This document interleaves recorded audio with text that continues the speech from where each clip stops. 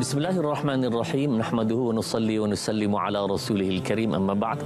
Muslimin muslimat rahmati Allah sekalian, Allah Subhanahu wa taala berfirman, A'udzu billahi minasy syaithanir rajim. Syahrul Ramadan alladzi unzila fihi al-Qur'an hudan lin-nas وبينات من الهدى والفرقان. Sadaqallahul azim.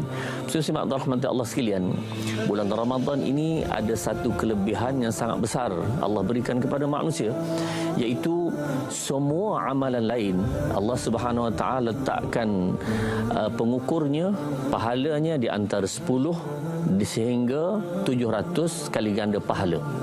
Tetapi menariknya tuan-tuan, pada bulan Ramadan Allah Subhanahu wa taala memberikan pahala kepada orang yang berpuasa tanpa had, iaitu was-saumu li wa ana ajzi bih. Puasa itu aku punya, aku akan membalasnya dan tidak ada limit untuk balasan pahala tersebut.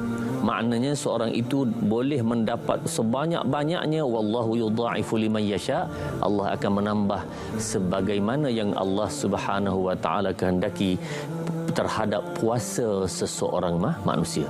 Jadi tuan-tuan, mari kita sama-sama berpuasa dengan sebaik mungkin dan yakinlah balasan di dunia dan di akhirat Allah Subhanahu wa taala berikan insya-Allah.